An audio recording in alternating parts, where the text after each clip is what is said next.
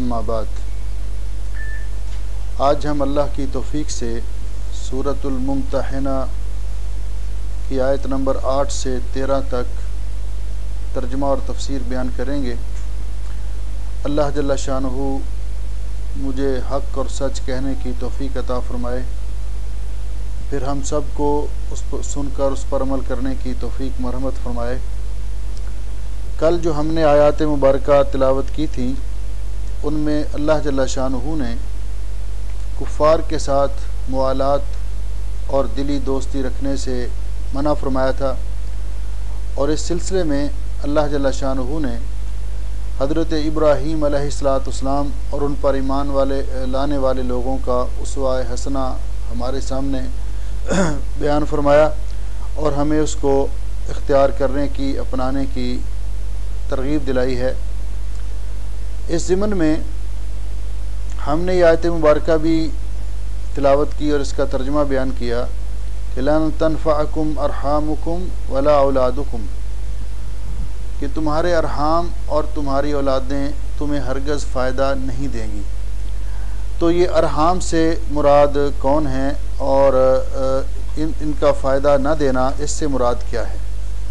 तो पहली बात तो ये है कि अल्लाह जल्ला शानहू के यहाँ कामयाबी के लिए और कामरानी के लिए ईमान और अमल सालेह शर्त है।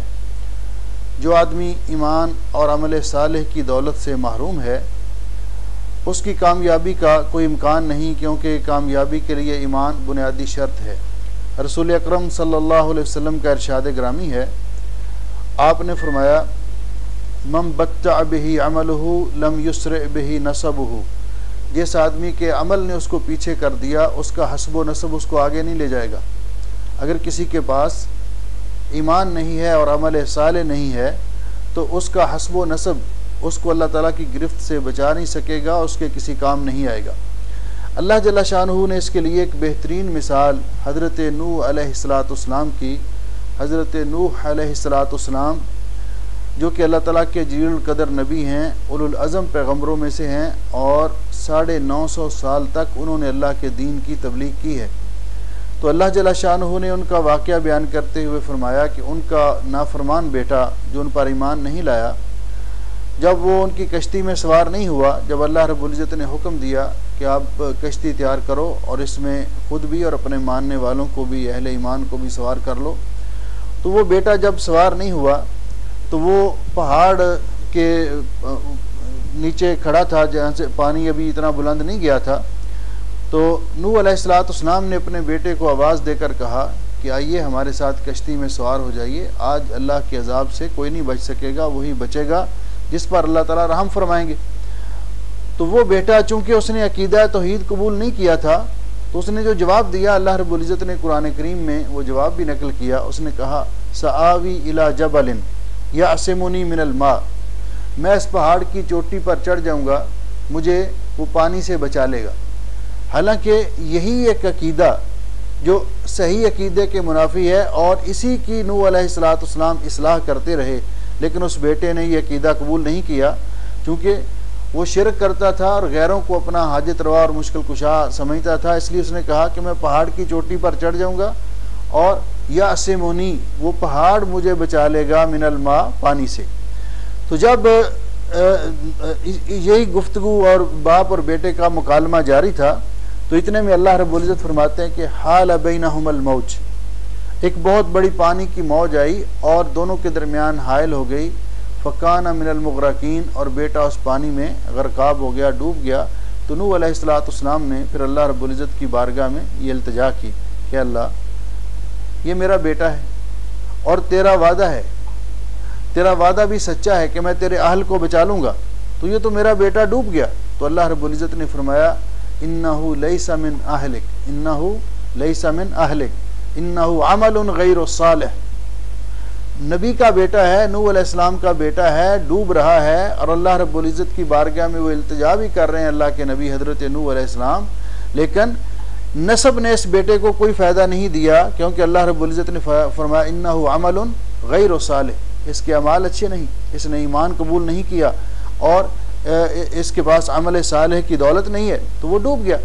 इसी तरह रसूल अकरम सल्लल्लाहु अलैहि वसल्लम ने भी अपने रिश्तेदारों को आवाज़ें दे देकर कहा कि मेरे चचा अब्बास है, मेरी फूफी सफ़ैया, दीगर रिश्तेदारों को कि अमल करो अमल करो, तुम्हारे पास अगर नेक अमाल होंगे, ईमान और अमल सालेह की दौलत होगी तो कामयाबी होगी। तो इसलिए यहाँ कि वहाँ इंसान के अमाल काम आएंगे, ना दुनिया में औलाद अगर अल्लाह महफूज रखे, अगर किसी पर अल्लाह की पकड़ आ जाती है तो औलाद या रिश्तेदार अल्लाह ताला से बचाना तो बड़ी दूर की बात है। आप देखते हैं कि दुनिया के अंदर कोई अगर ख़ानदान में या कोई शख्स मुजरिम हो तो पुलिस आती है, उसका बाप भी वहाँ खड़ा होता है, भाई भी वहाँ खड़े होते हैं, सारी बरादरी वहाँ खड़ी होती है और उनके दरमियान में से गिरफ्तार करके ले जाती है। किसी में जरूरत नहीं होती कि उसको बचा ले। ये दुनिया में हमारे सामने ये मुशाहदात हैं।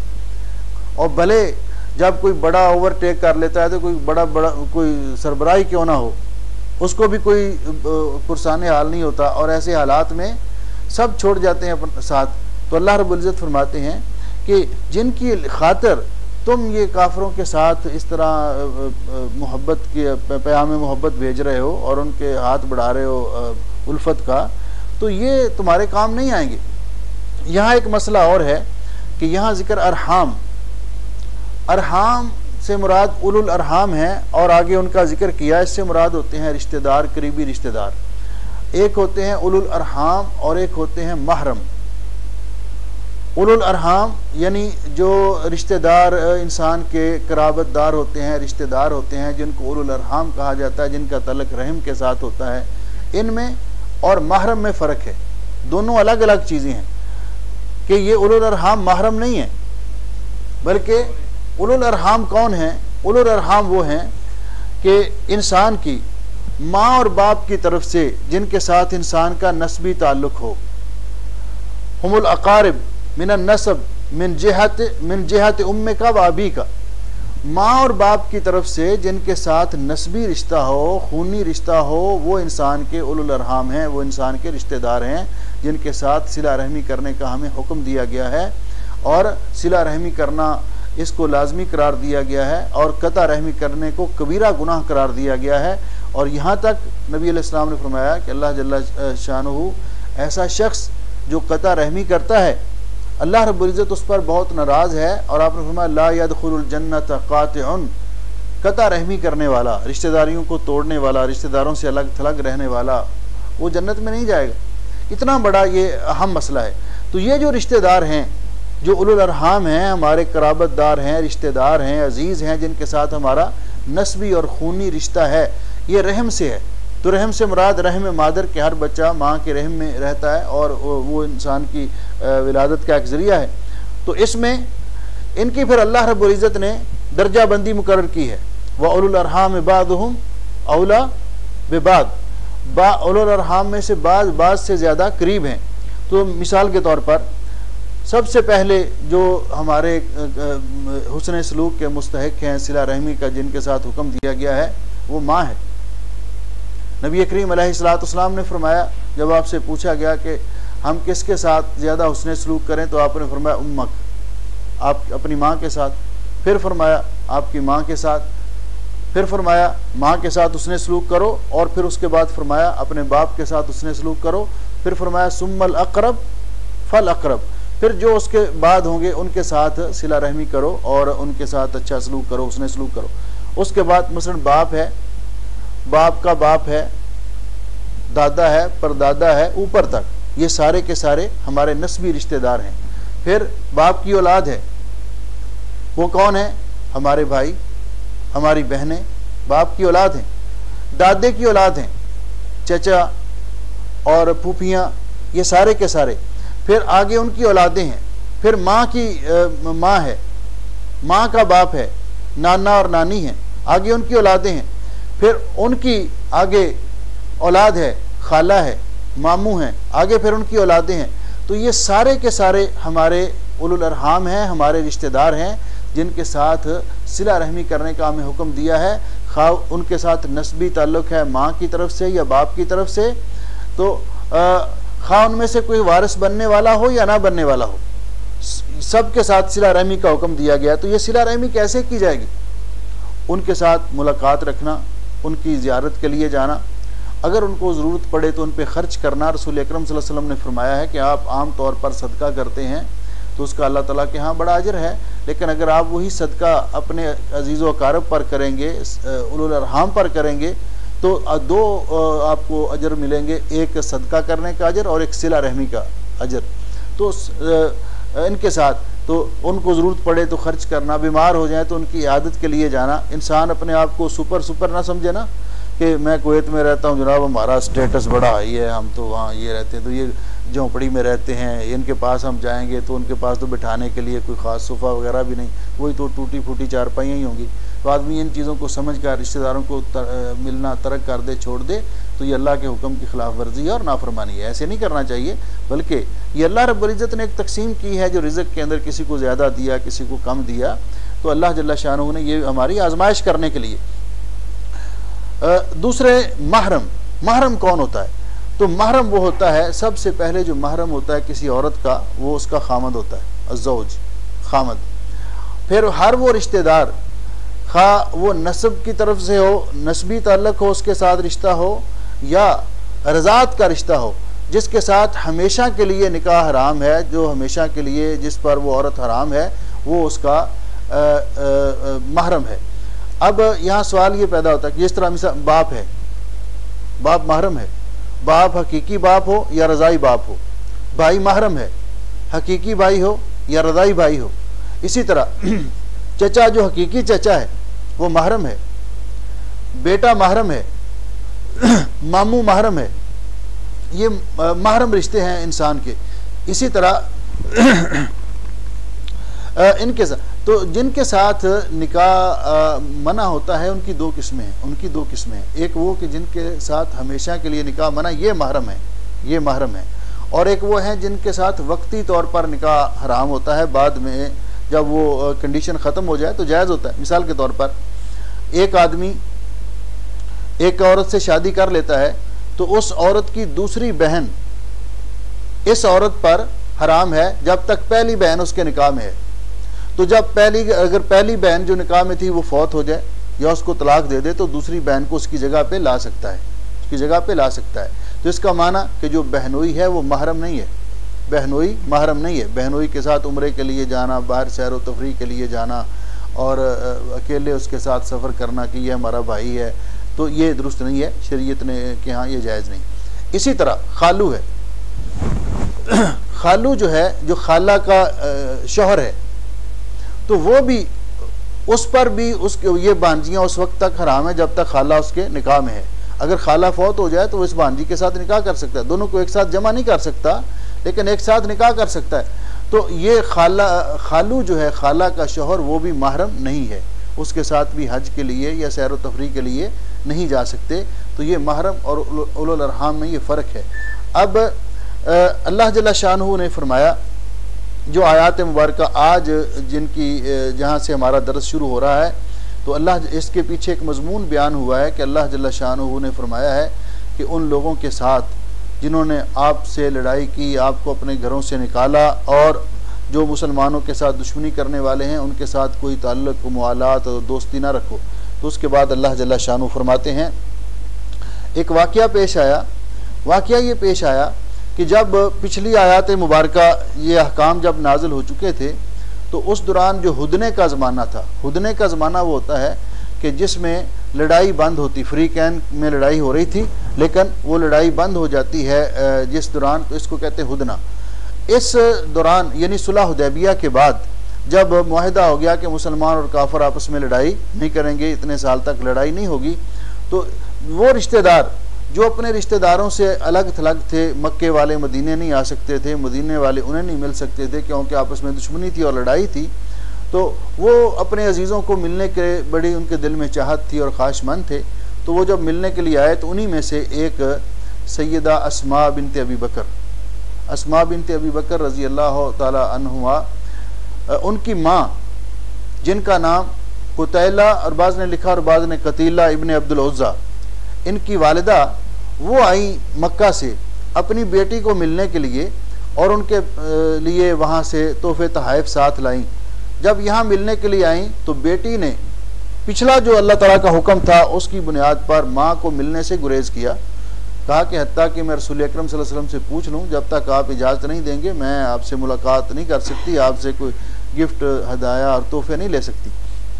तो अस्मा रज़ी अल्लाह तआला अन्हा गई, तो ये ज़हन में रहे कि अस्मा रज़ी अल्लाह तआला अन्हा ये भी हज़रत अबू बकर की बेटियां हैं और अम्मा आयशा रज़ी अल्लाह तआला अन्हा भी हज़रत अबू बकर की लख्ते जिगर हैं, लेकिन दोनों की माएँ मुख्तलिफ हैं।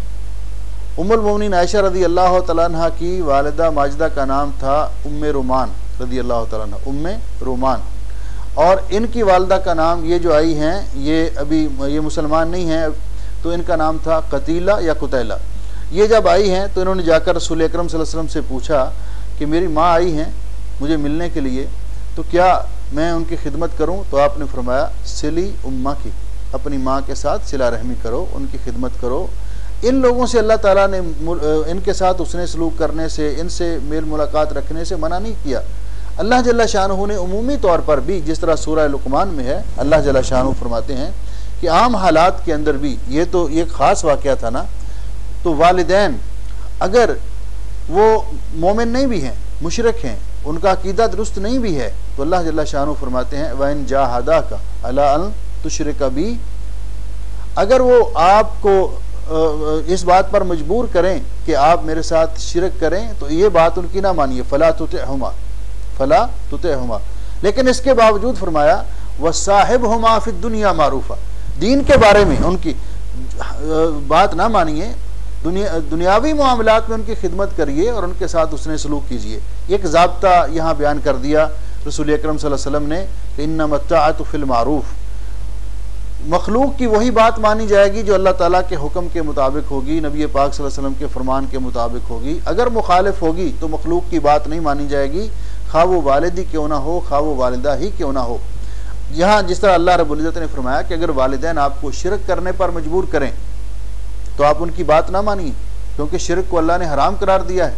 लेकिन फिर भी दुनियावी तौर पर उनकी खिदमत कीजिए, उनको खाने पीने के लिए दीजिए, उनको दबाइए, उनकी जो भी खिदमत आप कर सकते हैं उनको कीजिए, लेकिन ये बात उनकी ना मानिए।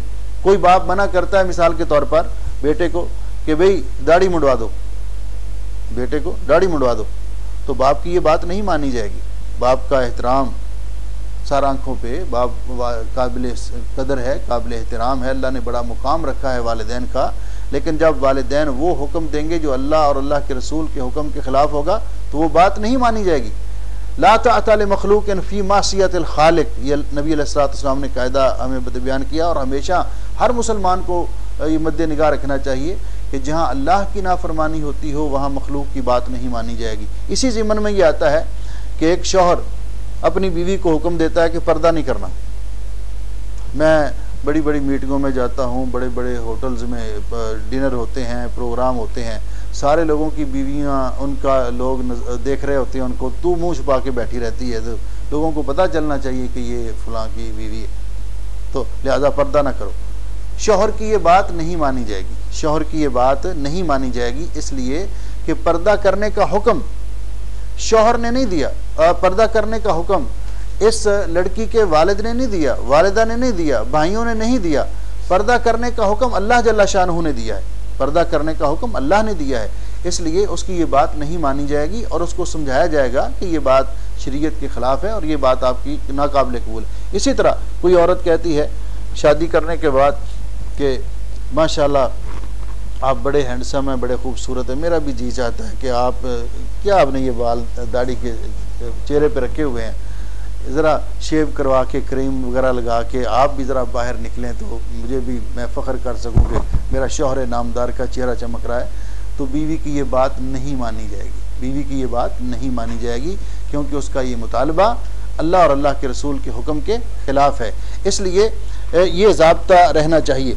तो यहाँ हुक्म दिया कि अगरचे आपकी वालिदा आई हैं आपके पास, मुशरिका हैं, वो आपके अकीदे और दीन पर नहीं हैं, लेकिन वालिदा तो हैं, वालिदा तो है, अल्लाह ताला ने उसको जो मुकाम दिया है वो तो है, तो आप उनके साथ सिला रहमी कीजिए, हुस्न सलूक कीजिए, उनकी खिदमत कीजिए, अच्छे तरीके से उनके साथ पेश आइए। तो यहाँ अल्लाह रब्बुल इज़्ज़त ने फरमाया ला यनहाकुमुल्लाहु अनिल्लज़ीना लम युक़ातिलूकुम, अल्लाह ताला ने तुम्हें नहीं मना किया उन लोगों से, लम युक़ातिलूकुम फ़िद्दीन, कि जिन्होंने दीन के बारे में आपसे कोई लड़ाई नहीं की, झगड़ा नहीं किया। यानी जब काफिरों के साथ दीन की बेस पर जब लड़ाई थी तो जो तो लड़ाई में शरीक थे उन्होंने आपसे लड़ाई भी की, आपको अपने वतन से भी निकाला, आप पर जुल्म और ज़्यादतियाँ की, उनके साथ मामला और है। लेकिन ये जो औरतें थी, जो घरों में बैठी हुई औरतें थी, कमज़ोर बच्चे थे, बूढ़े अफराद थे, जिन्होंने आपके साथ लड़ाई नहीं की दीन की बुनियाद पर, कुफर और इस्लाम की बुनियाद पर जिन्होंने लड़ाई नहीं की, वलम युखरिजूकुम मिन दियारिकुम, और तुम्हारे घरों से तुम्हें जिलावतन नहीं किया, तुम्हारे इलाके से, तुम्हारे वतन से तुम्हें निकाला नहीं, तुम्हें जिलावतन नहीं किया, उनके बारे में अल्लाह ताला आपको ये मना नहीं रोकते, अल्लाह ताला नहीं रोकते आपको अनतबर्रूहुम, कि तुम उनके साथ हुस्ने सलूक करो। अल्लाह ताला उनके साथ हुस्ने सलूक करने से मना नहीं करते, उनके साथ अच्छे अखलाक से पेश आओ, उनके साथ हुस्ने सलूक करो और उनके साथ अच्छा रवैया रखो। व तुक़सितू इलैहिम, और उनके साथ इंसाफ करो। इंसाफ का मामला कि जिस तरह का रवैया वो आपके साथ रखें उसी तरह का रवैया उनके साथ रखो। व तुक़सितू इलैहिम, और उनके बारे में इंसाफ करो, उनके साथ इंसाफ से पेश आओ, जैसा रवैया वो रखें। वो अच्छे तरीके से मिलते हैं तो आप भी अच्छे तरीके से मिलो, वो मिलने के लिए आते हैं तो आप भी उनका एहतराम करो, इकराम करो। इन्नल्लाह, बेशक अल्लाह ताला युहिब्बुल मुक़सितीन, इंसाफ करने वालों को पसंद करता है। बेशक अल्लाह ताला इंसाफ करने वालों को पसंद करता है। जो लोग भी इंसाफ करते हैं किसी भी मामले में, खा मामलात हों, खा दूसरों के साथ बर्ताव हो, बाहमी ताल्लुकात हों, जो भी इंसाफ करने वाले हैं, तो अल्लाह रब्बुल इज़्ज़त ने क़यामत के दिन उनके लिए बड़ा अजर व सवाब रखा है। नबी अलैहिस्सलाम ने फरमाया कि इंसाफ करने वाले मुक़सितीन जो हैं, क़यामत के दिन अल्लाह रब्बुल इज़्ज़त के सामने वो नूर के मिंबरों पर होंगे, अला मनाबिर मिन नूर। अल्लाह ताला फरमाते हैं हमने तो सिर्फ उन लोगों के साथ हुस्ने सलूक करने से, मोहब्बत की तरह डालने से और मोहब्बत का हाथ बढ़ाने से मना किया है। किन लोगों से? इन्नमा, सिवाय इसके नहीं, यानी बेशक यनहाकुमुल्लाहु अनिल लदीना, अल्लाह ताला उन लोगों के साथ हुस्ने सलूक करने से मना करता है, उन लोगों के साथ प्याम मोहब्बत उनको देने से मना करता है जिन्होंने क़ातलूकुम फिद्दीन, दीन की बुनियाद पर तुम्हारे साथ लड़ाई की, जिहाद किया, कि उन्होंने आपके साथ सिर्फ इसलिए लड़ाई की, जंग की कि आपने दीन इस्लाम कबूल कर लिया है और आपने कलमा पढ़ा है। वमा नक़मू मिनहुम इल्ला अन युमिनू बिल्लाहिल अज़ीज़िल हमीद, कि सिर्फ एक ही उनको ये है कि अल्लाह ताला पर ईमान ले आए हैं। तो इस बुनियाद पर हमने तो उन लोगों के बारे में आपको मना किया है। वअख़रजूकुम मिन दियारिहिम, और उन्होंने तुम्हें तुम्हारे घरों से निकाल दिया, इस कदर तुम्हारे ऊपर उन्होंने ज़्यादती की और जुल्म किया कि तुम्हें जिलावतन कर दिया, अपने मुल्क से निकाल दिया, तुम्हारे घरों से निकाल दिया। वज़ाहरू अला इख़राजिकुम, और तुम्हें निकालने पर दूसरे लोगों का ताउन किया, और तुम्हें अपने घरों से निकालने पर दूसरे लोगों का ताउन किया। उनके बारे में अल्लाह ताला हुक्म देते हैं अन तवल्लूहुम, कि उनके साथ कोई दोस्ती ना रखो, उनके साथ कोई मोहब्बत और दिली ताल्लुक और दोस्ती ना रखो। अगर कोई शख्स ऐसे लोगों के साथ जिन्होंने इस्लाम की और कुफर और इस्लाम की लड़ाई के दौरान काफिरों की तरफ से लड़ाई की, इस्लाम मुसलमानों के ख़िलाफ़ लड़ाई की और मुसलमानों को अपने इलाकों से निकालने वाले लोगों के साथ जिसने मोहब्बत की, तो अल्लाह ताला फरमाते हैं वमन यतवल्लहुम, जो शख्स इन लोगों से मोहब्बत करेगा जिन्होंने मुसलमानों के साथ दुश्मनी की है, फउलाइका हुमुज़ ज़ालिमून, ये लोग जालिम हैं, ये लोग जालिम हैं। उसके बाद अल्लाह जल्ला शानू ने फरमाया सुलह हुदैबिया के मौके पर यह माहिदा हुआ था, उसकी जो शराइत तय की गई थी उनमें से एक शर्त यह भी थी कि अगर कोई शख्स मक्का वालों में से भाग कर रसूल अकरम सल्लल्लाहु अलैहि वसल्लम के पास आ जाए और मुसलमान हो जाए, भले वो मुसलमान ही क्यों ना हो जाए, तो नबी पाक सल्लल्लाहु अलैहि वसल्लम पर और मुसलमानों पर यह लाजिम होगा कि उसको वो मक्का वालों के हवाले करें और उसको वापस करें।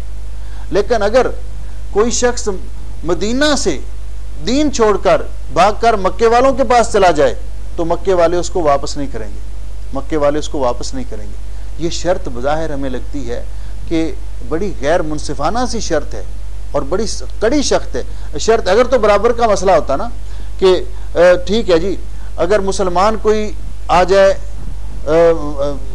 मदीने, मक्के वालों का कोई बंदा मुसलमान होकर मदीने आ जाए तो मुसलमान उसको वापस कर देंगे। अगर मदीने वाला कोई बंदा वहाँ मक्का चला जाए तो मक्के वालों के लिए लाजमी होगा कि वापस कर देंगे, तो फिर तो बराबर की बात थी।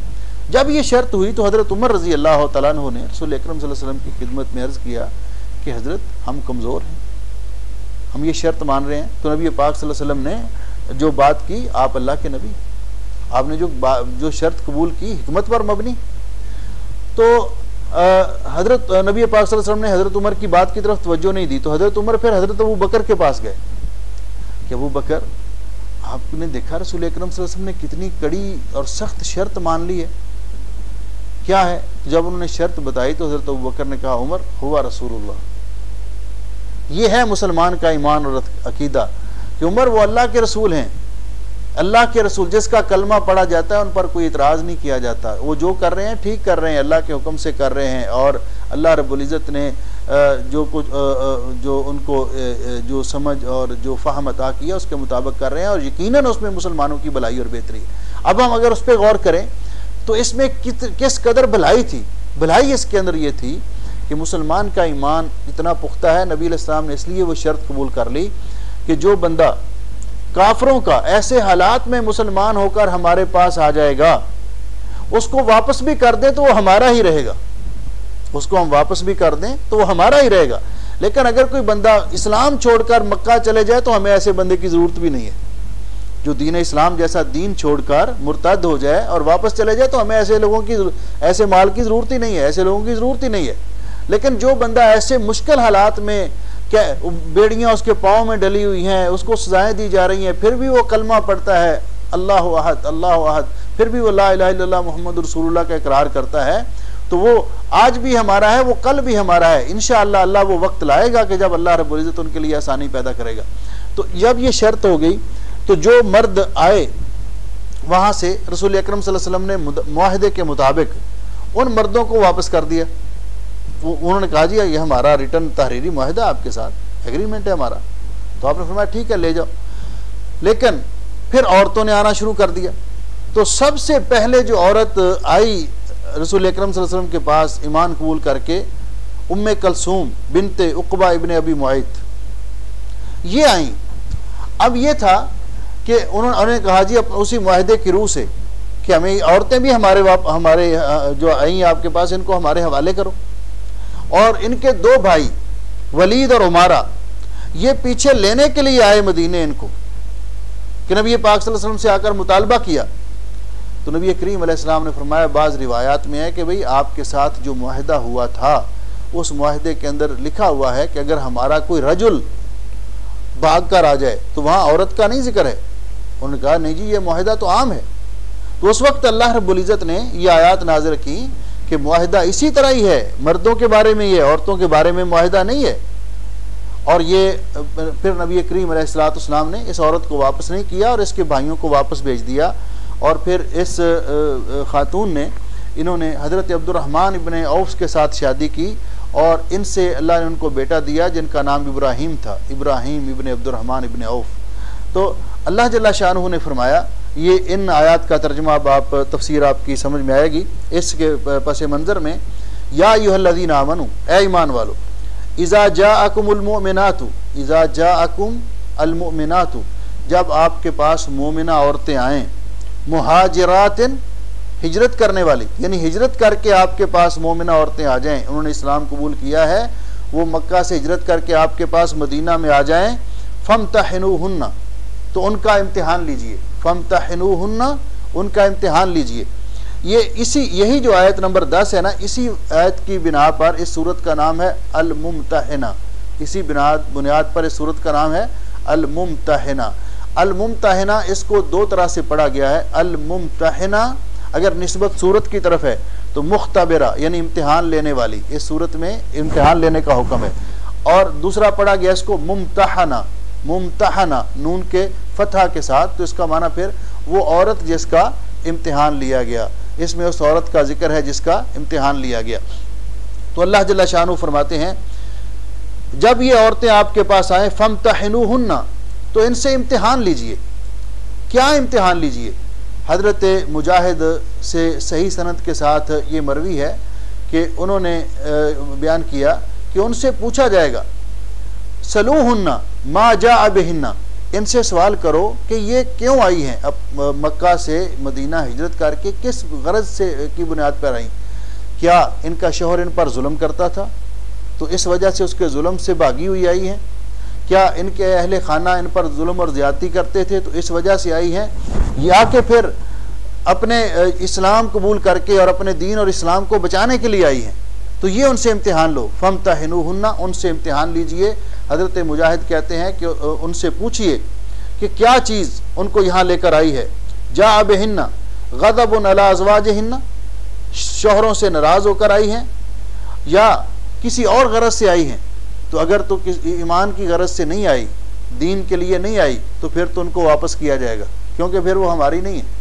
और अगर वो इसलिए आई हैं कि सिर्फ उन्होंने ईमान कबूल किया है और अपने दीन को बचाने के लिए आई हैं, तो फिर उन औरतों को वापस नहीं किया जाएगा। हज़रत कतादा फरमाते हैं कान मेहनतहुन्ना, उनका इम्तिहान ये था अन युस्तहलफना बिल्लाह, उनसे ये कसम ली जाती थी कि ये बताओ कि आप यहाँ सिर्फ इस्लाम के लिए आई हैं या कि अपने शौहर से नाराज़ होकर आई, उसके जुल्म सितम से बचते हुए आई हैं। तो जब अगर वो कहती कि हम सिर्फ इस्लाम के लिए आई हैं, तो उनकी ये बात कबूल की जाती, उनकी इस बात पर एतमाद और यकीन किया जाता। तो अल्लाह जल्ला शानू ने फरमाया कि उन औरतों से पूछो, फम्तहिनूहुन्ना, उनका इम्तिहान लीजिए। अगर वो कहें, कलमा का इकरार करें और कहें कि हम मोमिना हैं और हम ईमान कबूल करके आई हैं, तो फिर उनकी इस बात को कबूल कर लीजिए। अल्लाहु अअलमु बिईमानिहिन, अल्लाह ताला उनके ईमान से खूब आगाह और खूब वाकिफ़ है। फ़इन अलिमतुमूहुन्ना मुअमिनातिन, यानी उनकी जो ज़ुबानी जो इकरार है ना, इस पर आप यकीन कर लीजिए। दिल तो किसी का किसी ने नहीं देखा, तो अल्लाह ताला बेहतर जानता है। और जो ऐसे हालात में औरत आई है तो वो ईमान कबूल करके ही आई है। तो अल्लाह जल्ला शानू फरमाते फ़इन अलिमतुमूहुन्ना मुअमिनातिन, अगर तुम ये समझो, जानो कि तुम्हें यकीन हो जाए कि वो मोमिना हैं, फ़ला तर्जिऊहुन्ना इलल कुफ़ार, तो फिर उनको वापस ना लुटाओ कुफ़ार की तरफ, यानी फिर उनको काफिरों के हवाले ना करो, कुफ़ार की तरफ उनको वापस ना लुटाओ। क्यों? इसलिए कि कायदा और ज़ाब्ता ये है, ला हुन्ना हिल्लुल लहुम, ना ये औरतें काफिरों के लिए हलाल हैं, वला हुम यहिल्लूना लहुन, और ना वो मर्द इन औरतों के लिए हलाल हैं। दोनों के दरमियान कोई रिश्तेदारी नहीं, कोई ताल्लुक़ नहीं। इस बुनियाद पर इस्लाम ने यह कायदा बयान किया है कि किसी काफिरा औरत और मोमिन मर्द और किसी मोमिना औरत और काफिर मर्द का आपस में निकाह नहीं हो सकता। जिनका दीन मुख्तलिफ हो उनका आपस में निकाह नहीं हो सकता। इसमें सिर्फ इस्तिस्ना हासिल है तो अहले किताब की ख़वातीन को है, अहले किताब की ख़वातीन को। बाकी जितने काफिर हैं कि शौहर अगर मसलन मजूसी हैं, हिंदू हैं, सिख हैं, बुद्ध मत हैं, जितने मज़ाहब दुनिया के अंदर मौजूद हैं इस्लाम के अलावा, अगर उनमें से किसी भी मज़हब के लोग उनमें एक खामद मुसलमान हो जाता है और बीवी अपने दीन पर रहती है, कुफर पर रहती है, तो दोनों का आपस में निकाह ख़त्म हो जाएगा। और अगर बीवी मुसलमान हो जाती है तो शौहर अपने दीन पर रहता है, कुफर पर रहता है, तो तब भी उनका आपस में निकाह ख़त्म हो जाएगा। अल्लाह जल्ला शानू फरमाते हैं कि वो दोनों एक दूसरे के लिए हलाल। इसलिए ये बात कि इस्लाम को साइड पे रखकर दीन बुनियाद है, दीन बुनियाद है। किसी काफिर का मोमिना औरत के साथ निकाह जायज़ नहीं और किसी मोमिना औरत का किसी काफिर के साथ निकाह जायज़ नहीं। अहले किताब के लिए भी अगर इजाज़त दी है शरीयत ने तो उसकी भी कंडीशनल इजाज़त दी है, उसके लिए शराइत रखी हैं, उसके लिए शराइत रखी हैं। और उसमें भी ये बात बुनियादी है कि मुसलमान मर्द अहले किताब की ख़वातीन यानी ईसाई और यहूदी औरत से शादी कर सकता है, लेकिन कोई यहूदी मर्द, कोई ईसाई मर्द मुसलमान औरत से शादी नहीं कर सकता। अल्लाह रब्बुल इज़्ज़त ने इस्लाम को ये शरफ़ और करामत बख्शी है। अहले किताब की ख़वातीन के साथ अगर शादी करनी है तो उसके लिए शराइत हैं, उसके लिए शरीयत ने ये नहीं कि वो जैसी भी औरत हो। सबसे पहली बात तो यह है कि वो असलन अहले किताब हो और अपने दीन को मानने वाली हो। यहूदिया औरत हो या ईसाई औरत हो तो वो अपने दीन को जानने वाली हो, दीन को मानने वाली हो और दीन पर अमल करने वाली हो, असलन अहले किताब हो। असलन से मुराद ये लफ्ज़ मैंने इसलिए बोला कि एक औरत अगर पहले मुसलमान थी, मुसलमा थी, बाद में वो मुर्तद हो गई, ईसाई, उसने ईसाईयत कबूल कर ली, तो अब कोई मुसलमान उसके साथ निकाह नहीं कर सकता क्योंकि ये मुर्तद है, ये मुर्तद है, दायरा इस्लाम से खारिज है। ऐसी औरत के साथ कोई, अगरचे उसने अब ईसाईयत का दीन कबूल कर लिया लेकिन इसने मुर्तद होने के बाद किया है, यहूदी बन चुकी है लेकिन मुर्तद होके बनी है, इसलिए इसके साथ किसी मुसलमान के लिए जायज़ नहीं कि वो निकाह करे। दूसरी शर्त यह है कि वो औरत जिसके अहले किताब की, उस औरत के साथ निकाह करना जायज़ है जो पाक दामन हो। अल्लाह रब्बुल इज़्ज़त ने फरमाया वल मुहसनाती मिनल लदीना उतुल किताब, वल मुहसनाती, मुहसनात पाक दामन औरतें जो बदकारी करने वाली ना हों, अपने दीन और शरीयत पर चलने वाली हों, तो उन औरतों के साथ निकाह करना जायज़ है। क्यों कि किसी मुसलमान गैरतमंद मुसलमान को ये जेब भी नहीं देता और उसका ज़मीर भी ये बर्दाश्त नहीं करता कि वो किसी आम ऐसी औरत के साथ शादी करे जो जगह जगह घूम रही है और वो अपना दीन, उसको अपने दीन और शरीयत की भी कोई परवाह नहीं है, बाकी पलीदगी का उसको कोई लिहाज नहीं है। क्यों इससे बुनियाद आगे उसकी बुनियाद रखी जा रही है, आगे औलाद की ये बेस है, आगे इंसान की जो नस्ल बढ़ेगी उसकी ये बेस है, इसलिए वो पाक दामन हो। तीसरी शर्त यह है कि वो औरत तहारत के ख्याल रखती हो और गुस्ल जनाबत जब उस पर फ़र्ज हो जाता हो तो गुस्ल करने वाली हो, वो शरीयत यानी शरीयत के अहकाम पर अमल करने वाली हो। चौथी शर्त इसके लिए यह है कि उसके साथ निकाह इस्लामी शरीयत के मुताबिक होगा, उसके साथ निकाह इस्लामी शरीयत के मुताबिक होगा और इस्लामी तालीमात के मुताबिक होगा। उसका निकाह चर्च में जाकर नहीं होगा कि वो कहे कि चर्च में मेरे साथ जाओ तो हमारे तरीके के मुताबिक निकाह होगा, ये नाजायज़ है। मुसलमान कभी भी दूसरे दीन को इस तरह कबूल करने के लिए तैयार नहीं है, इसलिए उसके साथ अगर निकाह होगा तो इस्लामी तालीमात के मुताबिक होगा, फिर इस्लामी शुरूत के मुताबिक होगा। और इस्लामी शुरूत क्या है कि निकाह के वक्त उस औरत का वली मौजूद हो, उस औरत का वली मौजूद हो। लेकिन यहाँ एक सवाल पैदा होता है कि वो तो मुसलमान हुई है और उसके ख़ानदान ने उसके साथ बाइकाट कर दिया है, औरत ने इस्लाम कबूल किया है और उसके ख़ानदान ने, वालिद ने, बहन भाइयों ने, सब ने बाइकाट कर दिया है, तो फिर ऐसी सूरत में और वो मुसलमान मर्द के साथ निकाह करना चाहती है तो वक़्त का काजी, जो मुसलमान हुकूमत में जो काजी है वक्त का, वो उसका वली बन जाएगा। अगर वो काजी भी मुयस्सर नहीं है तो उस इलाके का जामे मस्जिद का जो इमाम है वो उसका वली बन जाएगा। इलाके का कोई बड़ा जिम्मेदार मुसलमान उसका सरप्रस्त बन के उसका निकाह करेंगे। आज खुद वो निकाह नहीं कर सकती, क्योंकि रसूल अकरम सल्लल्लाहु अलैहि वसल्लम ने ये शर्त उमूमी तौर पर फरमाई है कि ला निकाह इल्ला बिवलियन, कि वली की इजाज़त के बगैर औरत का निकाह करना जायज़ नहीं। अय्युमा इमरातिन नकहत बिगैर इज़्न वलियहा, जो औरत अपने वली की इजाज़त के बगैर निकाह करती है फ़निकाहुहा बातिलुन बातिलुन बातिलुन, उसका निकाह बातिल है बातिल है बातिल है। इसी तरह इसलिए जो ऐसी अल्लाह ताला हम सब की इज़्ज़त महफूज फरमाए और तमाम मुसलमान बेटियों को अल्लाह ताला शर्म व हया और इफ़्फ़त नसीब फरमाए। जो बच्चियां घर से भाग कर, वालिदैन को पता नहीं होता, और चोरी घर से भाग कर ना बाप को पता है ना वालिदैन को पता है, उनकी ज़िंदा होने के मौजूदगी में कोर्ट में जाकर मैरिज कर लेती हैं, तो इनका निकाह बातिल है, इनका निकाह सही नहीं है। क्योंकि बाप जब तक मौजूद है, भाई मौजूद है, रिश्तेदार मौजूद हैं, तो कोर्ट में किसी मौलवी साहब को या काजी को हक नहीं पहुंचता कि उनकी इजाज़त के बगैर वो वली बने, उनकी इजाज़त के बगैर वो वली बने। इसलिए कि निकाह के अंदर वली का होना ज़रूरी है। तो उसके बाद जो शर्त थी कि वो निकाह, उस निकाह की जो शुरूत हैं कि वली मौजूद हो, दूसरा गवाह मौजूद हो, गवाह मौजूद हो, हक महर मुकर्रर हो, हक महर मुकर्रर हो और इजाब व कबूल हो। ये निकाह की 4 शर्तें हैं, ये उसके अंदर पाई जाएँ। और फिर ये निकाह मुस्तकिल बुनियादों पर हो, ये निकाह बतौर बीवी के उसके साथ निकाह किया जाए, वक्त कटी के लिए नहीं। और सिर्फ ये नहीं कि ठीक है जी 2-4 माह के लिए किया और फिर उसने वो कहा कि एग्रीमेंट कर लिया कि इतने दिनों के लिए निकाह किया, ऐसा नहीं। निकाह मुस्तकिल बुनियादों पर हो। उसके बाद जो शर्त है वो ये है, चौथी, 5वीं या 6ठी जो मैं बयान कर रहा था, कि जब आदमी को इख्तियार मिले कि एक मुस्लिम ख़वातीन है, मुस्लिम खातून है और एक किताबिया है, यहूदी और ईसाई खातून है, दोनों निकाह करने की ख्वाहिशमंद हैं, तो ऐसी सूरत में मुस्लिम खातून को तरजीह दे, ऐसी सूरत में मुस्लिम खातून को तरजीह दे। उसके बाद वाली शर्त यह है कि उसके साथ जब निकाह करे तो निकाह के बाद उसको उस ईसाई या यहूदी औरत को मुस्लिम मुआशरे में आकर अपने मज़हब की नशर व इशाअत करने की ज़रूरत ना हो, इजाज़त ना हो, नशर व इशाअत करने की इजाज़त ना हो, बल्कि वो इस आदमी के घर में इसकी औलाद की तरबियत भी जो होगी तो ये खुद करे, इस्लामी तरबियत करे उनकी।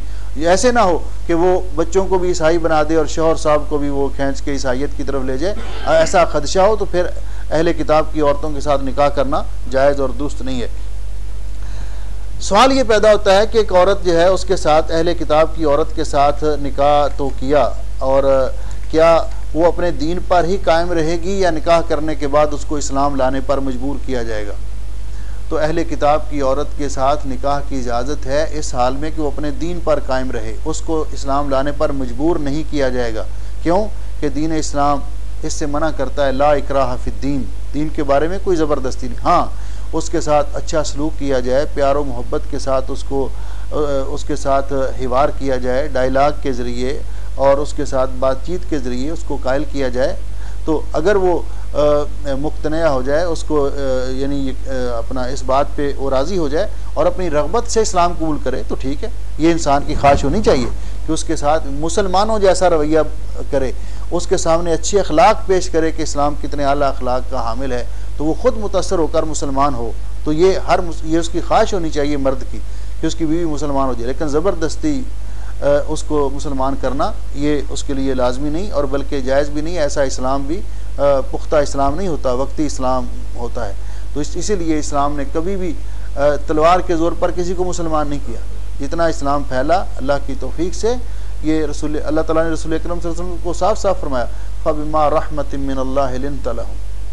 ये जो लोग सारे आपके गिर्द जमा हो गए हैं ना और आप पर ईमान ले आए हैं, ये अल्लाह की रहमत से कि आप इनके लिए बड़े नरम दिल थे, आपने हुस्न अखलाक का इनके साथ मुजाहरा किया। वलौ कुन्त फ़ज़्ज़न गलीज़ल क़ल्ब लन्फ़द्दू मिन हौलिक, अगर आप सख्त मिजाज होते, ज़बरदस्ती करने वाले होते तो लोग भाग चुके होते।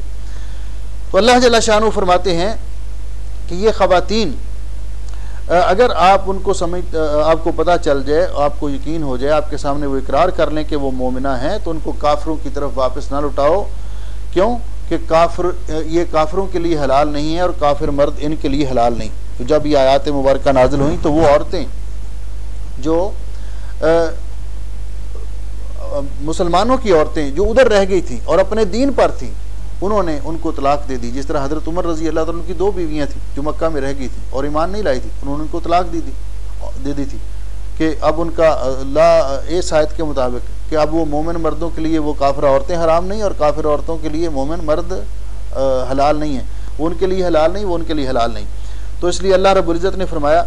लेकिन ये देखिए इस्लाम का यानी अदल व इंसाफ और कितना शानदार कानून है। अल्लाह ताला ने फरमाया व आतूहुम मा अनफ़क़ू, वो औरत जो काफिरों की इस्लाम कबूल करके मुसलमानों के पास आ जाए तो अब इसका उस काफिर के साथ कोई ताल्लुक तो नहीं रहा। इद्दत गुजारने के बाद निकाह की जो शराइत मैंने अर्ज़ की है, इनकी मौजूदगी में कोई भी मुसलमान उनके साथ निकाह कर सकता है इद्दत गुजारने के बाद। लेकिन उसको हक महर भी देगा और साथ साथ दूसरा काम ये भी करेगा कि उसका जो काफिर शौहर है, उसने जो इस पर खर्चा किया था, निकाह किया था इसके साथ और इस पर जो खर्चा किया था, अखराजात किए थे, मुसलमान वो उसको वापस करेगा। मुसलमान वो अखराजात भी वापस करेगा। वला जुनाह अलैकुम अन तनकिहुहुन्ना इज़ा आतैतुमुहुन्ना उजूरहुन्ना, और कोई हरज नहीं तुम पर कि तुम औरतों के साथ निकाह करो जब तुम उनके हक महर उनको दो। उजूर का माना हक महर। वला तुमसिकू बेसमिल कवाफिर, इसमत उनकी जमा है और इससे मुराद इमाम अल्लामा कुर्तुबी फरमाते हैं इससे मुराद अन निकाह है। आप काफिरा औरतों के साथ निकाह न करो। वसअलू मा अनफक़तुम, और अगर यानी ये इनसे मुराद कौन औरतें? वो औरतें जो मुसलमानों के निकाह में थीं और वो चली गईं। ये इस सूरत में भी है कि इस्लाम से ये हुक्म नाजिल होने से पहले ये जायज़ था, ये हुक्म नाजिल होने से पहले जायज़ था कि मुशरिकीन मक्का में काफिरा औरतें मुसलमानों के साथ शादी करें और मुसलमान औरतें काफिरों के साथ शादी करें। इससे पहले ये जायज़ था। तो अगर ऐसी सूरत में जो पहले निकाह हो चुके थे तो वो औरतें ईमान नहीं लाईं, वो औरतें चली जाती हैं अपने मुसलमान शौहर को छोड़कर, तो आगे जाकर वो जिसके साथ निकाह करेंगी तो उस काफिर का भी हक बनता है कि वो काफिर भी इस मुसलमान शौहर के अखराजात वापस करे। जिस तरह मुसलमान शौहर के लिए कि काफिरों की कोई औरत इधर आ जाए मुसलमान होकर तो मुसलमान उसके साथ शादी कर लें तो उसका जो काफिर शौहर था साबिका, उसको मुसलमान शादी के अखराजात या देगा। और ये आयात रसूल अकरम सल्लल्लाहु अलैहि वसल्लम को अल्लाह जल्ल शानहू ने ये हुक्म दिया कि जब वो औरतें जिस तरह के उमैमा बिनते रकीका कहती हैं कि नबी करीम अलैहिस्सलाम ने हमें जब वाज़ किया और फरमाया कि जिन चीज़ों का मैं आपको हुक्म दे रहा हूँ अगर तुम इन पर अमल करने की इस्तिताअत और ताकत रखती हो तो ज़रूर करो। तो हमारे दिल में ये शौक़ पैदा हुआ तो हमने कहा हलुम्मा नुबाइयो का या रसूल अल्लाह, अल्लाह के रसूल तशरीफ़ लाइए हम आपकी बैत करें। तो उनका ख्याल था कि हमारे साथ भी बैत इसी तरह होगी जिस तरह मर्दों के साथ होती है, हाथ पर हाथ रख कर। तो रसूल अकरम सल्लल्लाहु अलैहि वसल्लम ने फरमाया इन्नी ला उसाफिहुन निसा, मैं गैर महरम औरतों के साथ मुसाफा नहीं करता। रसूल अकरम सल्लल्लाहु अलैहि वसल्लम ने फरमाया कि मैं गैर महरम औरतों के साथ मुसाफा नहीं करता। इन्नमा कौली लिमिअति इमरातिन का कौली लिइमरातिन वाहिदा, ज़ुबान से मैंने जो बैत की है एक औरत के लिए भी काफ़ी है और 100 औरतों के लिए भी काफ़ी है। तो नबी करीम अलैहिस्सलाम ने उनसे जो बैत की ज़ुबानी आप फरमा रहे थे और हज़रत उमर रज़ी अल्लाह तआला अन्हु आगे उनको आवाज़ पहुँचा रहे थे। तो उसी दौरान जब आपने उन औरतों को ये आयत पढ़ के सुनाई और उनसे ये बैत ली और उस बैत के जो बंद थे वह इस आयत में ज़िक्र हैं, लेकिन ये बात ज़हन में रहे कि इस आयत के अंदर अरकान ईमान या अरकान इस्लाम का तज़किरा नहीं है। इसलिए ज़िक्र नहीं है कि वो बातें मारूफ थी कि इस्लाम लाने की बेस ही वही थी, ईमान लाने की बेस ही वही थी, तो वो बातें मारूफ थी कि ये इस्लाम के अरकान है, ईमान के अरकान हैं। लेकिन आपने उन चीज़ों की बैत ली जो कमियां और कोताहियाँ उस मुआशरे में देखी, जो उस मुआशरे के अंदर कोताहियाँ देखी, आपने उनकी बैत ली। तो वो जब बैत ली आपने, तो वो आपने फरमाया उसके बंदों में से पहला बंद उस बैत के जो उसके अहद किया था उसका पहला बंद ये था, या अय्युहन नबी, ए नबी सल्लल्लाहु वसल्लम अलैहि। यहाँ खिताब रसूल अकरम सल्लल्लाहु अलैहि वसल्लम को है, इज़ा जाअकल मुमिनातु, जब मोमिना औरतें आपके पास आएँ, युबायिनक, आपसे बैत लेना चाहें, जब मोमिना औरतें आएँ और आपसे बैत लेना चाहें, किस बात पर? अला अल्लाह युशरिकना बिल्लाहि शैया, पहली बैत ये कि वो अल्लाह के साथ किसी को शरीक नहीं ठहराएंगे। के लिए गए तो रात सारी रोता रहा तो उसको इफाका नहीं होता, तो फिर महल्ले की औरतें आना शुरू हो जाती हैं कि ये सारी रात आपका बच्चा रोता रहा है तो आप इसको दवाई लीजिए, दवाई ली कोई फ़ायदा नहीं हुआ। अच्छा, आप खामखा डॉक्टरों के पास जाती हैं, अब वो बाबा जी की कब्र से मिट्टी उठाकर लाएं और इसको खिलाएं या 7 चक्कर घुमाएं फलां दरगाह पे जाकर तो ये बच्चा ठीक हो जाएगा। तो वो औरत कहती है कि नहीं नहीं नहीं हम नहीं ऐसे करते, नहीं नहीं आपको नहीं, सारी रात जागती रहती हूँ परेशान, मैंने फलां का बच्चा भी ठीक हो गया था, फलां का बच्चा भी ठीक हो गया था। तो वो तैयार हो जाती है, तो शौहर कहता है कि नहीं भी नहीं, हमने शिरक नहीं करना, शिफा देगा तो अल्लाह ताला देगा। कहती है अच्छा तुझे सारी रात जागना पड़े तो फिर आपको पता चले, इस बच्चे को उठा के सारी रात तुम घूमो तो फिर आपको पता चले, तो वो भी ढीला पड़ जाता है, ढीला पड़ जाता है। तो यहाँ से एक दरवाज़ा खुल जाता है। हालांकि होना ऐसे नहीं चाहिए, होना ये चाहिए कि ठीक है बच्चा अल्लाह ने दिया, बीमारी भी अल्लाह की तरफ से, शिफा देने वाला भी वही, ये ईमान इतना मजबूत होना चाहिए। अब देखिए मुसलमान का अकीदा है और हम सब का ये अकीदा है, अल्लाह के अलावा कोई शिफा देने वाला नहीं। हज़रत इब्राहीम अलैहिस्सलाम ने भी यही कहा, इज़ा मरिज़्तु फ़हुव यशफ़ीन, जब मैं बीमार होता हूँ तो मेरा रब मुझे शिफा देता है। हमारे प्यारे नबी सल्लल्लाहु अलैहि वसल्लम ने भी हमें यही सिखाया है, अल्लाहुम्मा अज़हिबिल बास रब्बन नास वशफ़ी अंत शाफ़ी ला शिफा इल्ला शिफाउका शिफा ला युगादिरु सकमा, कि अल्लाह के अलावा कोई शिफा दे सकता ही नहीं। जब हमारा ये अकीदा है तो फिर तो यहाँ आकर थोड़ा सा इम्तिहान होता है इंसान का, शिफा अल्लाह नहीं देनी होती है, लेकिन ये जो जिसने शिरक कर लिया शिफा उसके बच्चे को भी अल्लाह ही देगा, लेकिन वो इम्तिहान में फेल हो गया और उसने कहा कि वो फलां जगह से शिफा मिली है। और जिसने थोड़ा सा इस्तिकामत का मुजाहरा किया तो उसने शिफा अल्लाह ने दे दी, तो उसने कहा कि मेरे रब ने शिफा दी है। दवा के अंदर भी तासीर अगर अल्लाह ताला डालेगा तो शिफा होगी। तो इसलिए पहली बात ये ली कि अल्लाह के साथ किसी को शरीक नहीं ठहराना, ला अल्लाह युशरिकना बिल्लाहि शैया। और ये बैत उस दौर की औरतों के लिए भी थी और हर दौर की औरतों के लिए है। और दूसरी चीज़ वला यसरिकना, और चोरी नहीं करेंगी, इस बात पर बैत करो कि कभी चोरी नहीं करेंगी। अब जब ये बैत हो रही थी तो हिंद बिनते उतबा, हिंद जो अबू सुफियान जो अभी इनकी वाइफ थी और ग़ज़वा उहद में, जंगी उहद में इन्होंने अपने ग़ुलाम की ड्यूटी लगाई थी वाशी इब्ने हर्ब की कि हज़रत हमज़ा को शहीद करना है, इन्होंने उनके अज़ा काटे थे। अब ये औरत मुसलमान हो चुकी थी और जब इस्लाम कबूल किया तो अल्लाह रब्बुल नबी पाक सल्लल्लाहु अलैहि वसल्लम ने दरगुजर किया। ये औरत ने ज़रा अपना मुँह लपेट के ज़रा, तो इसने उठकर, बड़ी दना औरत थी और बड़ी दबंग खातून थी, तो इसने सवाल किया पहला, इसने कहा जी वला यसरिकना, चोरी नहीं करेंगी। तो मेरा शोहर अबू सुफियान जो है वो तो बहुत कम खर्च करने वाला, घर वालों को खर्चा भी पूरा नहीं देता, रजुलन शही, वो माल का बड़ा लालची और हरीस है, वो तो घर पूरा खर्चा भी नहीं देता, तो मैं अपने बच्चों के अखराजात के लिए और अपनी ज़रूरत के लिए कभी कभी उसके पॉकेट से निकाल लेती हूँ। तो नबी पाक सल्लल्लाहु अलैहि वसल्लम ने फरमाया खुज़ी मा यकफ़ी के व वालिदिकी बिल मारूफ़, कि ठीक है कोई बात नहीं, तुम अपने मारूफ तरीके से, फजूल खर्ची करने के लिए नहीं, जायज़ ज़रूरियात के लिए अपनी और अपनी औलाद की तुम अपने शौहर के पॉकेट से निकाल सकती हो, उसकी जेब से पैसे निकाल सकती हो अगर वो नहीं देता। कई शौहर होते हैं ना कि वो बड़े बखील होते हैं, पैसे संभाल के रखे, ना खुद अच्छा पहना, ना खुद अच्छा खाया, ना अपने ऊपर खर्च किया, ना बीवी बच्चों पे खर्च किया, सारा बैंक बैलेंस पड़ा रहा उधर, जब मर गया तो दूसरों के काम आया। कुछ इस तरह के होते हैं, कुछ इस तरह के होते हैं कि बाहर खुद खूब फजूल से खर्ची करेंगे, हर रोज़ चिकन ब्रोस्ट और चरगे मुर्गे खाएंगे और घर में लाकर दाल का पैकेट फेंक दिया कि ये तू और बच्चों को चावल दाल उबाल के दे देना। तो कुछ ऐसे भी होते हैं।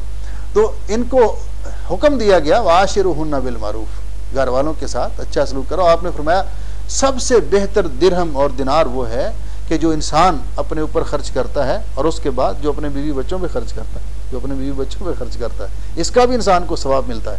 तो उसने कहा कि अच्छा चोरी नहीं करनी तो मैं तो कभी कभी निकाल लेती हूँ उसकी जेब से पैसे। तो आपने फरमाया कोई बात नहीं, खुज़ी मा यकफ़ीकी व वालिदिकी बिल मारूफ वला यज़नीन, और इस बात पर बैत करो, अहद करो कि कोई औरत बदकारी नहीं करेगी। तो ये औरत देखिए उन औरतों का मजाज। तो हिंदा ने कहा अव तज़निल हुर्रा, क्या ये तसव्वुर भी हो सकता है कि कोई पाक दामन आज़ाद औरत, लौंडियों की बात तो अलग है ना, आज़ाद औरत भी जिना करती है। यानी उस मुआशरे के अंदर उन्होंने निकाह की अगरचे मुख्तलिफ शक्लें बना रखी थी, लेकिन जना करने को वो बहुत बुरा समझते थे। तो वो क्या नहीं, क्या औरतें, आज़ाद औरत भी जना करती है, उससे भी बदकारी होती है। तो आपने फरमाया कि ये बहुत बड़ा गुनाह है, ला तक़रबु ज़िना, ज़िना के करीब तक न जाओ, ये बेहयाई भी है और अल्लाह ताला को बहुत नापसंदीदा चीज़ है। वला यक़्तुलना औलादहुन, और ना वो अपनी औलाद को कत्ल करेंगी, इस बात पर अहद करो। औलाद को कत्ल करने के कई उलमा ने मफ़हूम बयान किए। एक तो ये मफ़हूम कि उस दौर के अंदर जो पहले एक रीत चली आ रही थी कि जिस घर के अंदर बेटी पैदा होती थी उस बेटी को जिंदा दरगोर कर दिया जाता था, उस बेटी को जिंदा दरगोर कर दिया जाता था। तो यहाँ से अहद लिया गया कि किसी बच्चे को जिंदा दरगोर नहीं किया जाएगा, ना उसके पैदा होने के बाद उसको कत्ल किया जाएगा, ना उसका हमल साकत करवाया जाएगा, और ना ही नस्बंदी करवा के औलाद की बंदिश करवाई जाएगी। इन चीज़ों की भी बैत ली। वला यातीना, और वला यातीना बिबुहतान यफ्तरीनहु बैन अयदीहिन्ना व अर्जुलिहिन्ना, और ना ही वो कोई ऐसा बुहतान बांधेगी अपने आगे या अपनी पाँव टांगों के दरमियान। तो इससे मुराद क्या कि ना वो बेबुहतान यफ्तरीनहु बैन अयदीहिन्ना। तो इसका माना यह है कि वो दो माने उलमा ने बयान की। एक माना तो ये है कि वो औरत किसी गैर मर्द का नुतफ़ा अपने रहम में लेकर यानी बदकारी करके और उसको अपने शौहर के नाम नस्ब नहीं करेंगी, मंसूब नहीं करेंगी, और हो वो बच्चा किसी और का और कहे कि ये आपका बेटा है, ऐसी ख़यानत नहीं करेंगी अपनी शौहर के साथ। और दूसरा कि वो किसी दूसरी औरत की गीबत नहीं करेंगी, चुगली नहीं करेंगी, और उस पर कोई किसी किस्म का बदकारी का बुहतान और इल्ज़ाम नहीं लगाएंगी, बुहतान नहीं लगाएंगी।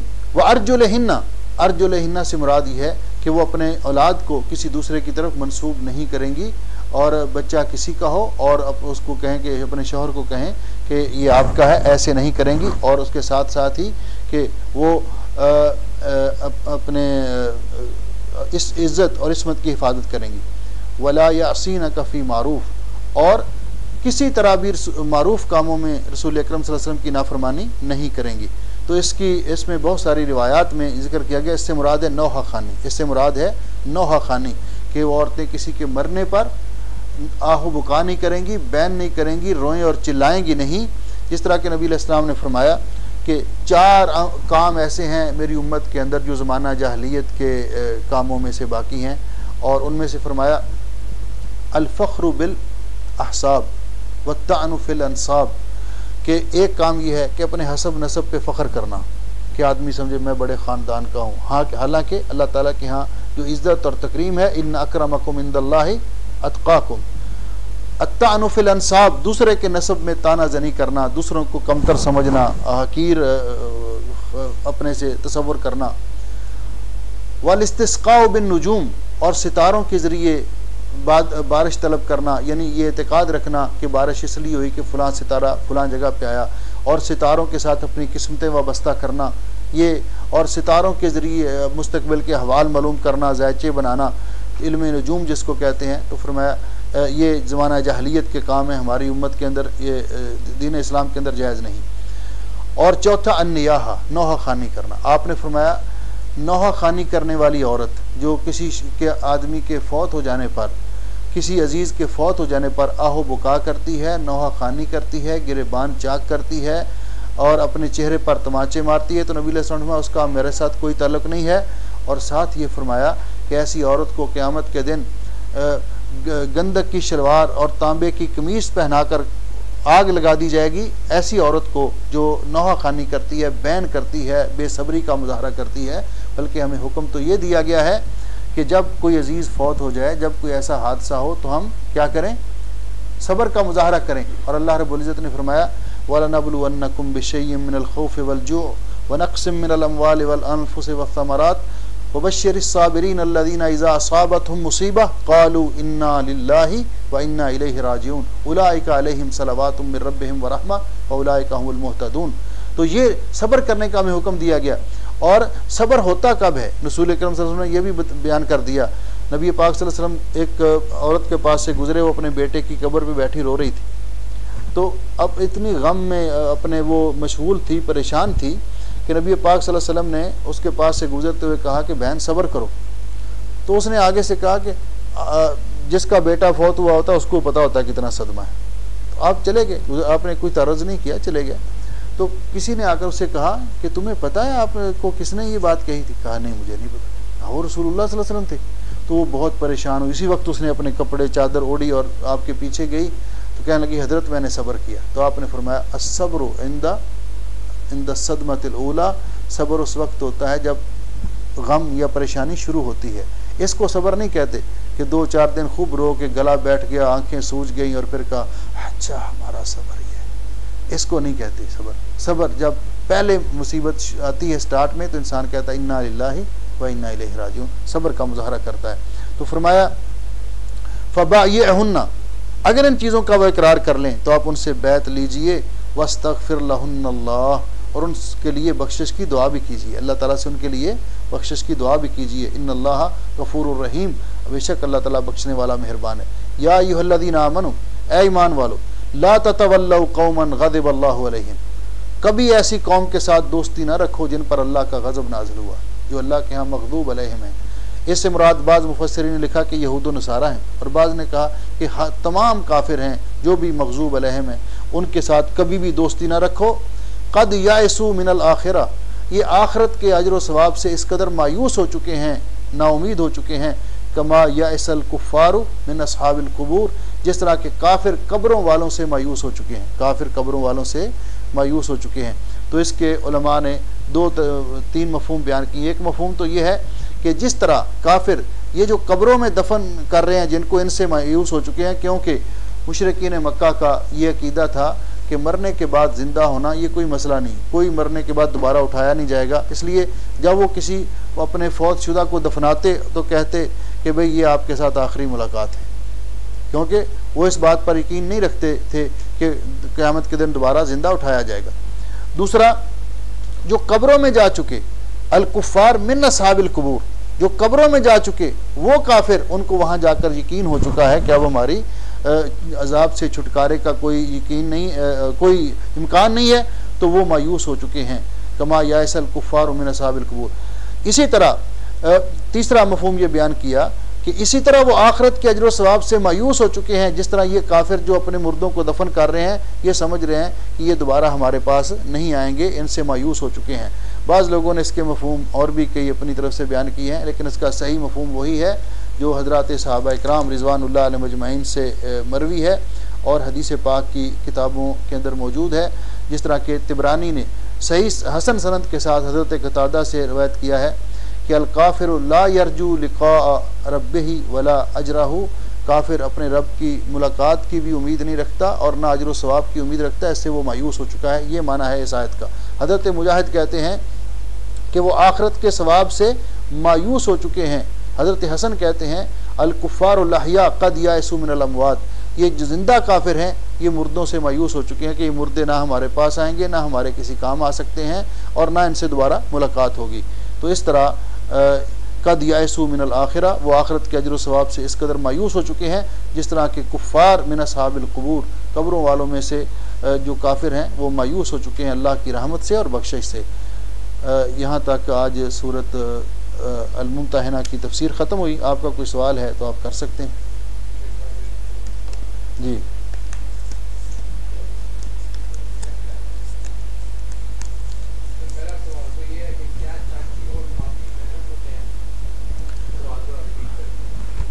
देखिए, चची और मामी ये महरम नहीं होते, इनके भांजे और इनके भतीजे इनके महरम नहीं होते। चचा के फौत हो जाने के बाद चाची के साथ निकाह करना जायज़ है। मामू अगर फौत हो जाए तो भांजा मामी के साथ निकाह कर सकता है। तो भांजा मामू जो ममानी है यानी ममानी उसका महरम नहीं है, तो भतीजा चची का महरम नहीं है।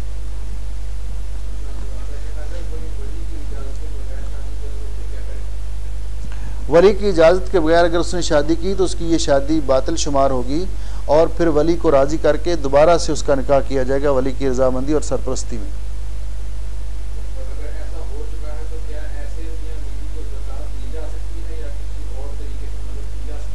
देखिए, ज़कात देने का एक अलग मसला है। अगर वो ऐसे कर चुके हैं तो वो अपने औलिया को वो राज़ी कर लें, लेकिन अगर वो वाक़यतन हैं तो मुसलमान, तो वो ज़कात के अगर मुस्तहक़ हैं तो उनको ज़कात दी जा सकती है। हाँ जी।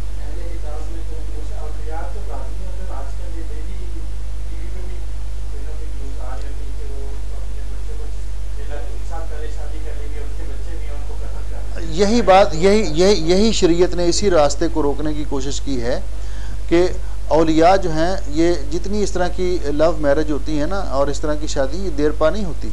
वालिदैन जहादीदा होते हैं और वालिदैन से बढ़कर अपनी औलाद का खैर खा कोई नहीं होता। इसलिए वालिदैन को अल्लाह ताला ने ये हक़ दिया है, तो वालिदैन पर एतमाद करना चाहिए, जज्बात से काम नहीं लेना चाहिए। पूरी ज़िंदगी का ये मसला होता है। अस्सलाम व रहमतुल्लाहि व बरकातुहू। हाँ जी, आपका हाँ जी। असल बात यह है कि वालिदैन का ये इक़दाम भी दुरुस्त नहीं है। ये जो अदालत के काम होते हैं उन पे, लेकिन गैरत के नाम पर इस तरह किसी को कत्ल करना जायज़ नहीं है। लेकिन ये जो पहली स्टेप मैं कह रहा हूँ ना कि जो पहली बात है कि औलाद को इतनी खुली छुट्टी भी नहीं देनी चाहिए, इतनी ढील भी नहीं देनी चाहिए, उनकी तरबियत इस्लामी और सही करनी चाहिए। और फिर औलाद को भी ये शऊर होना चाहिए कि हम मुसलमान हैं, हमें दीन और इस्लाम के पाबंद हैं। तो ये मखलूत तालीम है ना, ये सब इसके खिलाए हुए गुल हैं कि जिसमें कॉलेज में स्कूल में साथ साथ पढ़ते हुए बातचीत होगी और फिर होगी। और वालिदैन को भी अगर रिश्ता मुनासिब हो और बच्चों का, इसलिए शरीयत ने यह कहा है, ज़बरदस्ती करने का हुक्म नहीं दिया। शादी के वक्त बच्ची से भी मशवरा करने का शरीयत ने हुक्म दिया है और बच्चे से भी मशवरा करने का हुक्म दिया है। बल्कि यहाँ तक शरीयत ने कहा है कि शादी से पहले या मंगनी से पहले एक नज़र देखना भी जायज़ है। वो गैर महरम है हालांकि उसके लिए, लेकिन एक नज़र देखना इसीलिए इसको जायज़ करार दिया है कि ये पूरी ज़िंदगी के लिए एक रिश्ता उस्तवार होना है। तो जो शरीयत के ज़ाब्ते हैं उनकी मुखालफत वालिदैन भी करते हैं। वालिदैन बाज़ औक़ात दौलत के लालच में आकर, बाज़ औक़ात अपनी अना और ज़िद और हट दर्मी की बुनियाद पर वो औलाद की बात को इग्नोर करते हैं। तो ये भी दुरुस्त नहीं है। वालिदैन का ये तर्ज़ अमल भी दुरुस्त नहीं है। वालिदैन को भी शरीयत के जो अहकाम है उनका ख्याल रखना चाहिए और औलाद को भी ये ज़हन में रखना चाहिए कि हम मुसलमान हैं और वली की इजाज़त के बगैर किसी औरत का निकाह नहीं होता। तो इस तरह जो है ना, तो मुआशरे के अंदर इस्लाह हो सकती है। लेकिन दोनों तरफ से ये जो कुताही है ना, इसकी वजह से ऐसे हो रहा है। लेकिन जो कुछ भी हो, गैरत के नाम पर कत्ल करना ये दुरुस्त नहीं है। वो हुकूमत का काम है सज़ा दे, और इस तरह तो ख़ानदानों में तबाही मच जाएगी और ऐसा फसाद फैलेगा दुनिया में।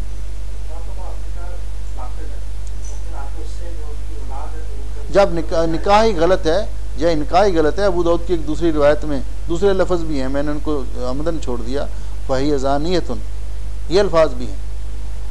तो जब निकाह ही दुरुस्त नहीं तो आगे जो उस पर जो भी आगे चीज़ मुंतज होगी उसी पर ही।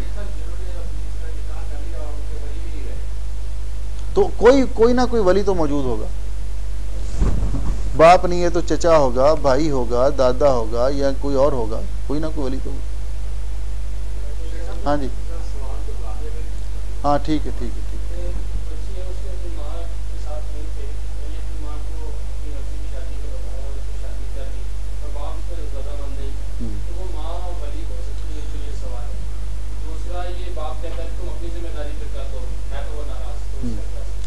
पहली बात तो ये है कि औरत की वली नहीं बन सकती।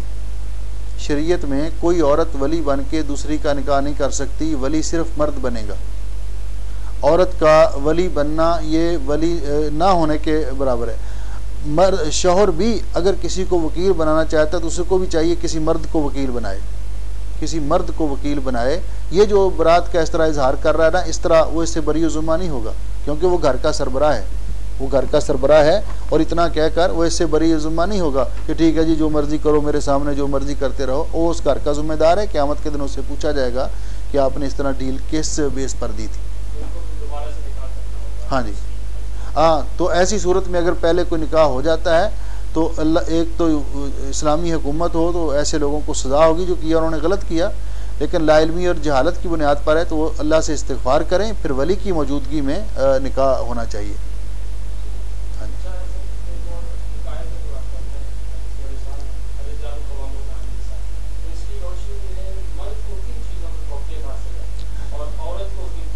देखिए, असल में बात यह है कि अल्लाह रब्बुल इज़्ज़त ने उसी आयत में आगे बता दिया है कि जो उन्होंने जो वो ख़र्च करते हैं अपनी अज़वाज पर, अपने अहल व याल पर, तो अल्लाह रब्बुल इज़्ज़त ने उनको ये फ़ौक़ियत दी है।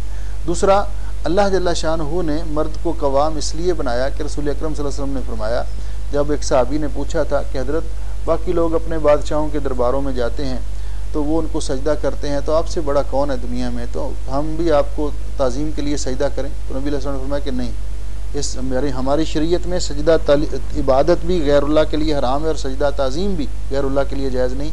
अगर हमारी शरीयत में किसी अल्लाह के अलावा किसी और को सजदा करने का हुक्म होता तो मैं बीवी को हुक्म देता वो अपने शोहर को सजदा करती। अल्लाह ने शोहर का इतना हक बीवी पे रखा है, तो गोया कि अल्लाह रब्बुल इज़्ज़त ने इसको कव्वाम बनाया है। वो घर का ज़िम्मेदार है, कमा के लाएगा, घर का सारा वो अपने घर की इस्लाह उसके ज़िम्मे है, हिफाजत उसके ज़िम्मे है, बीवी की और बच्चों की तरबियत उसके ज़िम्मे है। ये हुक्म सब के लिए है कि या अय्युहल्लज़ीना आमनू कू अनफुसकुम व अहलीकुम नारा, अपने आप को भी और अपने घर वालों को भी जहन्नम की आग से बचाओ। तो शौहर इस तरह ज़िम्मेदार है। फिर बाहर के जो मामलात हैं, जो मुस्लिम खातून है वो तो खातून खाना होती है, वो मर्दों की तरह नहीं होती, वो पर्दादार खातून होती है। वो अपने घर को संभालती है, शौहर के अपने बीवी बच्चों को संभालती है, अपनी इज़्ज़त और इस्मत की हिफाजत करती है, और वो बाहर इस तरह यानी बिला ज़रूरत नहीं जाती। तो शौहर के ज़िम्मे है बाकी बाहर के मामलात। शौहर डील कर सकता है बाहर, किसी से बात करना, कारोबारी बात करना, कोई मामलात करना, तो ये शौहर के ज़िम्मे है। तो इस तरह ज़िम्मेदारियाँ शौहर पर ज़्यादा हैं, तो उसको सरबराह बनाया गया। बीवी भी उसकी इजाज़त के बगैर, हत्ता कि कोई बीवी नफली इबादत, ये रोज़ा रखना चाहेगा ना नफली, तो वो अपने शौहर से पूछ के रखेगी। तो ये कवाम का माना है कि अल्लाह ताला ने उनको ज़िम्मेदार बनाया, सरबराह बनाया, बीवी को उसके मतहत बनाया। ये अल्लाह की तकसीम है, ये अल्लाह की तकसीम है।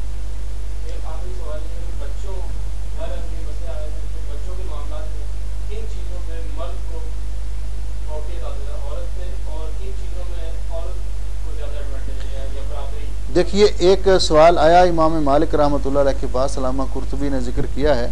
किसी ने पूछा जी मैं एक काम करना चाहता हूँ, तो मेरा बाप वो कहता है कि ये काम करो, तो माँ कहती है ना करो। अब मैं किसकी बात मानूँ? दोनों की बात माननी ज़रूरी है। तो उन्होंने फरमाया कि अगर उस काम का ताल्लुक़ कारोबार के साथ है, मामलात के साथ है, ठीक है, तो उसमें बाप की बात मानो और माँ को राज़ी कर लो, समझा लो, क्योंकि माँ नहीं जानती कारोबारी डीलिंग किस तरह होती है, लेन देन किस तरह होता है। तो बाप जो कह रहा है कि यहाँ करो या ना करो, बाप की बात मानो। अगर उसका ताल्लुक़ ऐसे उमूर के साथ है जो माँ के साथ मुतल्लिका हैं, मिसाल के तौर पे कि बाप भी आकर लेटे हुए हैं और माँ भी लेटी हुई है, तो माँ भी कहती है मेरे पाँव दबाओ, बाप कहता नहीं इधर आओ मेरे पाँव दबाओ, तो फिर उसमें माँओं के पाँव दबाने को फ़ौक़ियत देनी चाहिए। क्योंकि नबी अलैहिस्सलाम से जब पूछा गया कि उसने सलूक का सबसे ज़्यादा हकदार कौन है, तो आपने तेरी माँ, तेरी माँ, तेरी माँ, फिर बाप। तो माँ के भी पाँव दबा दे, फिर बाद में बाप के भी दबा दे। तो ऐसी सूरत में, या प्यास लगी हुई है तो वो गिलास लेकर आ रहा है पानी का, अब बाप भी बैठा हुआ, माँ भी बैठी हुई है, तो पहले तो उनके तेवर की तरफ देख ले कि अगर माँ नरम दिल है तो पहले बाप को दे दे, कहीं ऐसे ना हो कि माँ को पकड़ा रहा है तो बाप पीछे से आकर। तो अगर ऐसा मसला है तो दोनों मांग रहे हैं पानी, तो पहले माँ को दे। ये मामलात, अगर मामलात हैं जिस तरह मैंने अर्ज़ किया तिजारत के या इस तरह के, तो उनमें बाप की बात माने। फिर अगर शादी ब्याह का मसला है तो फिर देखे कि जिसकी बात ज़्यादा मुनासिब है उसकी बात को मान ले, दूसरे को राज़ी कर ले। ये नहीं कि एक को नाराज़ करके दूसरे को। हमारे मुआशरे के अंदर ये भी अनबैलेंस हो चुका है ये सिस्टम भी, कि हर जगह ये तो हम लिखते हैं माँ की दुआ जन्नत की हवा, ये मेरी माँ की दुआ है, ये तो बाप बेचारा परेशान हो जाता है कि मेरा कुछ भी नहीं। बाप परेशान हो जाता है। हालांकि नबी पाक सल्लल्लाहु अलैहि वसल्लम ने फरमाया कि अल वालिदु औसतु अबवाबिल जन्नह, बाप जन्नत का दरमियाना दरवाज़ा है। आपने फरमाया कि जिस अल्लाह ताला की रज़ामंदी बाप की रज़ामंदी में है, अल्लाह की नाराज़गी बाप की नाराज़गी में है, तो बाप को भी अल्लाह ने, बाप भी आखिर तो उसका भी हम पे हकूक़ हैं। वाले जहाँ भी जिक्र किया अल्लाह ताला ने वालिदैन दोनों का एक साथ जिक्र किया। तो हमें ये जो है ना, इसको भी अनबैलेंस नहीं करना चाहिए कि माँ की को हमेशा इतना करते जाएं और बाप को, बाप फिर समझता कि मैं बस इनके घर का नौकरी हूँ। तो ये ऐसी भी ये पोजीशन नहीं बनानी चाहिए। वालिदैन दोनों हमारे लिए काबिल एहतराम है और उन दोनों के हम पर इतने हुकूक हैं कि हम सारी उम्र उनकी खिदमत करें तो उनके हुकूक अदा नहीं कर सकते। हाँ जी जी।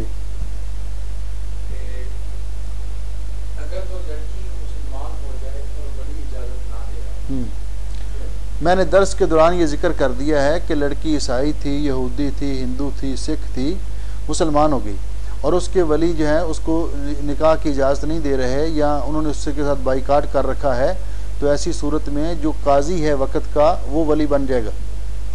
या और काजी भी नहीं मिलता तो मुसलमान जामे मस्जिद के मुसलमानों में से कोई बड़ा आदमी, सरकर्दा आदमी, वो वली बन के निकाह करवा देगा।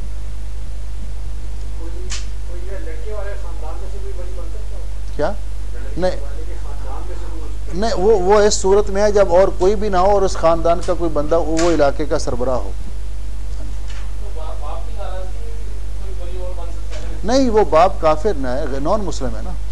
ये बात मुसलमान बाप नाराज है तो फिर नहीं बन सकता, फिर नहीं बन सकता। हाँ, अगर देखा जाएगा कि अगर बाप यानी रिश्ता ऐसा है, मिसाल के तौर पर ये भी एक सूरत हाल है कि रिश्ता ऐसा है कि जहाँ बाप शादी करना चाहता है वो बंदा नशा करता है, बेनमाज है और उसके अंदर जहानों का ऐब पाया जाता है, लेकिन बाप सिर्फ उसकी दौलत को देखकर अपनी लड़की को वहाँ मरना चाहता है, लेकिन भाई भी रजामंद नहीं है, दादा भी रजामंद नहीं, यानी उस लड़की के भाई भी रजामंद नहीं है, दादा भी रजामंद नहीं, चचे भी रजामंद नहीं है। तो ऐसी सूरत में बाप को समझाया जाएगा। अगर वो नहीं समझता वहाँ रिश्ता करने पर वजह है तो दूसरे मुदाखलत करके उस लड़की का रिश्ता अगर अच्छी जगह पे करना चाहें तो कर सकते हैं। ऐसी सूरत में बाप की जो नाराज़गी है ना उसकी परवाह नहीं की जाएगी। बाकी जो भाई और ख़ानदान वाले अच्छी जगह उसका रिश्ता करना चाहें तो कर सकते हैं। बारकल्लाहु फीकुम, सुब्हानकल्लाहुम्मा व बिहम्दिका, अशहदु अल्ला इलाहा इल्ला अंता, अस्तगफिरुका।